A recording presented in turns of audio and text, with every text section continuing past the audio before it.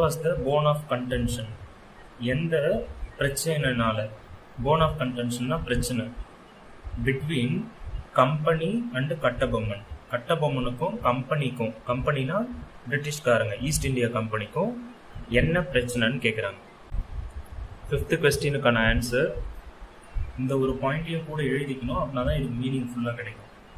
Under the provisions of a treaty signed in 1781, 1781 ஒரு ஒப்பந்தம் கையெழுத்தாச்சு. அந்த ஒப்பந்தத்தின் படி, ப்ரொவிஷன்ஸ்னா அதில் கொடுக்கப்பட்டுள்ள பாயிண்ட்ஸ் படி, the company had thus gained, பிரிட்டிஷ்காரங்களுக்கு பவர் கிடைச்சது. என்ன கிடைச்சதுன்னா ரைட் டு கலெக்ட் டாக்ஸஸ். ரைட்னா உரிமை, உரிமை வரிலாம் கலெக்ட் பண்றதுக்கான உரிமை கிடைச்சது. எங்கேருந்து கலெக்ட் பண்றாங்கன்னா பாஞ்சாலங்குறிச்சி என்ற ஊர்ல இருந்து கலெக்ட் பண்றதுக்கு, வரி கலெக்ட் பண்றதுக்கு அவங்களுக்கு உரிமை கிடைச்சது. ரைட்னா உரிமை. உரிமை கிடைச்ச உடனே கம்பெனிக்காரங்க என்ன பண்ணாங்கன்னா, பிரிட்டிஷ்காரங்க என்ன பண்ணாங்கன்னா, அவங்களுடைய வரி கலெக்ட் பண்றவங்க, இங்க கலெக்டர்னா வரி கலெக்ட் பண்றவங்கன்னு அர்த்தம். டு கலெக்ட் டாக்ஸஸ், வரியை கலெக்ட் பண்றதுக்கு ஃப்ரம் ஆல் த பாளையம்ஸ், பாளையமா பிரிச்சிருப்பாங்க அந்த ஊரை. பாஞ்சாலங்குறிச்சிய பாளையங்களா பிரிச்சிருப்பாங்க. பாளையம்னா இப்ப நம்ம ஒரு கிராமம்னு சொல்றோம்ல, அதுல சின்ன சின்ன இடம் சொல்றோம்னா அதை இது மாதிரி பிரிச்சிருப்பாங்க பாளையம். அதுக்கு ஒரு ஒரு ஆள் போட்டிருப்பாங்க. இப்ப ஒரு ஒரு கிராமத்திலயும் ஒரு ஒரு தெரு, வார்டு அப்படின்லாம் இப்ப சொல்லுவோம். அந்த காலத்துல பாளையம்னு சொல்லி அதுக்கு ஒரு ஒரு கலெக்டரை போட்டு அவங்க வரியை கலெக்ட் பண்ணியிருந்தாங்க. இப்ப இதுல என்ன பிரச்சனை ஆயிடுச்சுன்னா, அந்த கலெக்ட் பண்றவங்க, வரி கலெக்ட் பண்றவங்க வந்து பாளையக்காரர்களுக்கு தான் ஏற்கனவே பவர் இருந்தது. அந்த வரி கலெக்ட் பண்றது இல்ல அது சம்பந்தமான பவர்லாம் பாளையக்காரர்களுக்கு தான் இருந்தது. இந்த கலெக்டர்ஸ் வந்து இப்ப பிரிட்டிஷ்காரங்க அப்பாயிண்ட் பண்ண கலெக்டர்ஸ் வந்து ஹியூமிலியேட் பண்ணிட்டாங்க. அதாவது பாளையக்காரர்களை அசிங்கப்படுத்துறதுக்கு பேர் தான் ஹியூமிலியேட்டட். அவங்களை அசிங்கப்படுத்துறது மட்டும் இல்லாம மக்கள் கிட்ட இருந்து வரிய அபகரிச்சாங்க. அவங்க விருப்பப்பட்டு மக்களா கட்டல. இந்த வரி கலெக்ட் பண்றவங்க போய் அவங்க கிட்ட அடிச்சு வாங்குறது, அது மாதிரி. அடாப்டட் ஃபோர்ஸ்னா அமைதியா கேட்காம வயலன்ஸோட கேட்கறது, அவங்கள அடிச்சு கேட்கறது, மிரட்டி கேட்கறது, அது மாதிரி. இப்ப இதனாலதான் போன் ஆஃப் கன்டென்ஷன்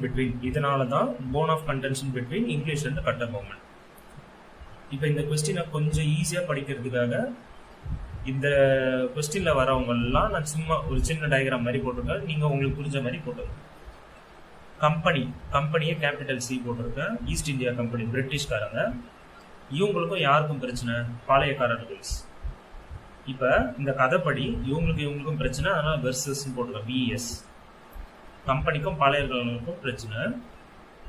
கம்பெனி என்ன பண்ணாங்கன்னா சின்ன சின்ன ஒரு இடத்துக்கும் கலெக்டர்ஸ் அப்பாயிண்ட் பண்ணாங்க வரி கலெக்ட் பண்றதுக்காக. இவங்க என்ன பண்ணுவாங்கன்னா மக்கள்கிட்ட இருந்து வரியை வாங்கணும், மக்களா கட்டணும். கரெக்டுங்களா? மக்கள்கிட்ட இருந்து வரியை வாங்கணும். இவங்களாம் மக்கள்னு வச்சிருக்கோம். இவங்க கிட்ட இருந்து வரியை வாங்கணும். ஆனா இவங்க கிட்ட இருந்து அபகரிச்சதுனால, காசெல்லாம் புடுங்கிறதுன்னு சொல்லுவாங்கல்ல, அபகரிச்சதுனால இந்த கலெக்டர்ஸ் இவங்க கிட்ட இருந்து ஃபோர்ஸ்ஃபுல்லா அபகரிச்சதுனால, பாளையக்காரர்களை அவமானப்படுத்துறதுனால பாளையக்காரர்களுக்கும் கம்பெனிக்கும் பிரச்சனை வந்தது. அதுல முக்கியமான ஆள் வந்து கட்டபொம்மனுக்கும் கம்பெனிக்கும் பிரச்சனை வந்து கொடுத்துருக்காங்க இந்த கொஸ்டின். 6வது question, highlight the essence of the Tiruchirappalli proclamation of 1801. 1801ஆம் ஆண்டு திருச்சிராப்பள்ளி பிரகடனம். ப்ரொக்ளமேஷன்னா அரசாங்கம் ஒரு உத்தரவு போடுறது இல்ல, அது மாதிரி. ப்ரொக்ளமேஷன்னா பிரகடனம், அரசாங்கம் ஒரு உத்தரவு போடுறதுக்கு பேரு ப்ரொக்ளமேஷன். திருச்சியில அந்த ஆர்டர் போட்டதுனால திருச்சிராப்பள்ளி ப்ரொக்ளமேஷன் கொடுத்துருக்காங்க. அதை எந்த வருஷத்துல போட்டாங்கன்னா இந்த வருஷத்துல. இதோடைய முக்கியமான எசன்ஸ்னா முக்கியமான பாயிண்ட்ஸை ஹைலைட் பண்ணி சொல்லுங்க, அதை மட்டும் சொல்லுங்க அப்படின்னு இங்க கொடுத்துருக்காங்க கொஸ்டின்ல. 6th கொஸ்டினுக்கான ஆன்சர் இதுல இருந்து ஆரம்பிச்சு இது வரைக்கும் ஒரு பாயிண்டா பார்ப்போம். உங்க ஸ்கூல்ல பாயிண்ட் குறைச்சிக்கினாலும் என்ன குறிச்சு தந்தாங்களோ அதை மட்டும் கூட படிச்சுக்கலாம். இப்ப பாருங்க, ப்ரொக்ளமேஷன் ஆஃப் 1801 அந்த வருஷம், அந்த பிரகடனம். அந்த பிரகடனம் எதுக்காக பண்ணாங்கன்னா, இயர்லி கால் டு த இந்தியன்ஸ்க்கு ஒரு வேண்டுகோள் மாதிரி வைக்கிறது. எதுக்காகனா to unite against the British, ஒன்னா சேர்ந்து பிரிட்டிஷ்க்கு எதிராக போராடணும்னு மக்களை கூப்பிடுறாங்க. அதான் இயர்லி கால், இயர்லியா சீக்கிரமா முதவே கூப்பிடுறாங்க. கூப்பிடும் போது கட்டிங் அக்ராஸ் யாரெல்லாம் கூப்பிடுறாங்கன்னா ரீஜியன், எந்த இடத்துல இருந்து வேணாலும் வரலாம், எந்த ஜாதியில இருந்து வேணாலும் வரலாம். க்ரீடுனா இனம், ரிலீஜியன்னா மதம். ரீஜன்னா உங்களுக்கு தெரியும், ஒரு இடம் ரீஜன், இந்த ஊர் அந்த ஊர் அதெல்லாம் ரீஜன் சொல்லுவாங்க. கேஸ்ட்னா ஜாதின்னு தெரியும். க்ரீடுனா இந்த இடத்துல என்ன மீனிங்னா இப்ப ஏதாவது ஒரு குரூப் ஆஃப் பீப்புள்னு அர்த்தம், ஒரு சமயத்தை சேர்ந்தவங்க, ஒரு குரூப். நான் உங்களுக்கு எக்ஸாம்பிளுக்காக இனம்னு சொன்னேன். ரிலீஜியன்னா மதத்தை சார்ந்தவங்க. இப்ப இதெல்லாம் புரிஞ்சிருக்கும்னு நினைக்கிறேன். அவங்க எல்லாரையும் ஒன்னா கூப்பிடுறதுக்கு பேரு தான் கட்டிங் அக்ராஸ். எல்லா வேறுபாடின்றி எல்லாரையும் கூப்பிடுறாங்கன்றது தான் இங்க மீனிங். ஒரு பிரகடனம், அந்த பிரகடனத்துல மக்களை கூப்பிடுறாங்க, பிரிட்டிஷ்க்கு எதிராக போராடுறதுக்கு கூப்பிடுறாங்க. எந்தெந்த மக்கள்லாம் கூப்பிடுறாங்கன்னா எல்லா பாகுபாடின்றி எல்லாரையும் கூப்பிடுறாங்கன்னு தான் இங்க மீனிங்.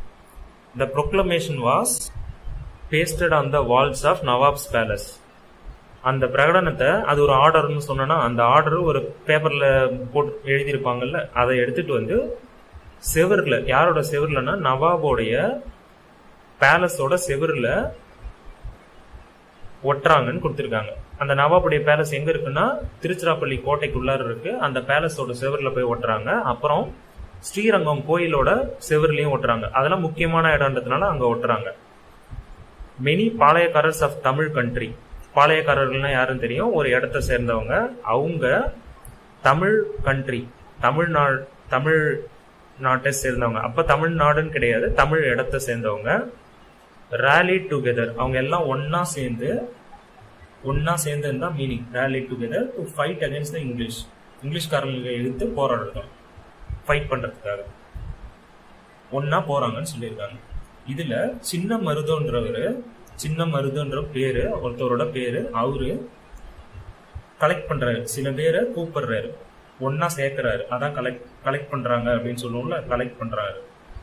எத்தனை பேரனா நியர்லி கிட்டத்தட்ட 20,000 மென்ன கலெக்ட் பண்றாரு.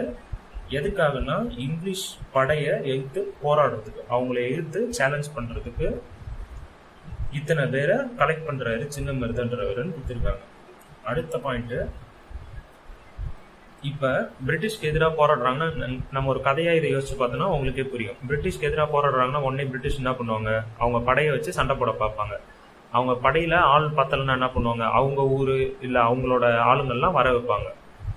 அதான் பிரிட்டிஷ் ரீஇன்ஃபோர்ஸ்மெண்ட்ஸ், கூடுதல் படைகளை கொண்டு வராங்க. பிரிட்டிஷோட ரீஇன்ஃபோர்ஸ்மெண்ட்னா கூடுதல் படைகள், பலங்கள், அவங்களுக்கு தேவையான ஆயுதங்கள், அது எல்லாத்தையும் கொண்டு வராங்கன்னு அர்த்தம். இங்க வேற ரஷ்னா உடனே கொண்டு வராங்க, ரஷ் பண்ணி கொண்டு வராங்க வேகமா.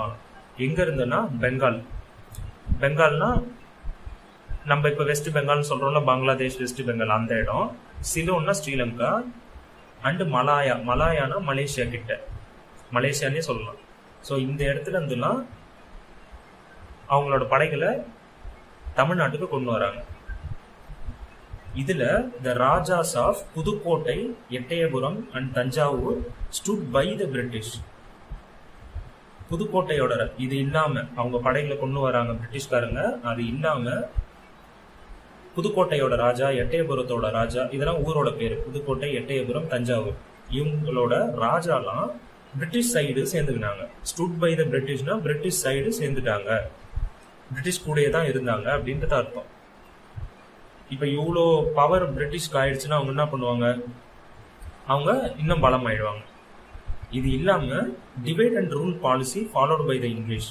டிவைட் அண்ட் ரூல்னா மக்களை பிரிச்சு அவங்கள ஆட்சி செய்யறது. இப்ப ஃபார் எக்ஸாம்பிள் இந்த மதம் அவங்களுக்குள்ளார சண்டையை ஏற்படுத்தி அவங்கள ஆட்சி செய்யறதுக்கு பேரு தான் டிவைடுனா. பிரிக்கணும், மக்களை பிரிக்கணும், பிரிச்சு ஆள்றது ஈஸி, அதனால இங்க கொடுத்துருக்காங்க. இதை இங்கிலீஷ்காரங்க ஃபாலோ பண்ணாங்க. எதுக்காக ஃபாலோ பண்ணாங்கன்னா பாளையக்காரர்களை பிரிச்சு அவங்கள ஆட்சி செய்யறதுக்காக ஃபாலோ பண்ணாங்க. ஸ்பிளிட் த ஃபோர்ஸஸ்னா அவங்களோட படைகளை, பாளையக்காரர்களை பிரிச்சு அவங்களுடைய படைகளை இல்ல அந்த மக்களை பிரிச்சுட்டு அவங்கள ஆட்சி பண்ணாங்க. அதுக்கான பாலிசினா அதுக்கான ஐடியா அவங்க என்ன ஃபாலோ பண்ணாங்கன்னா டிவைட் அண்ட் ரூல்.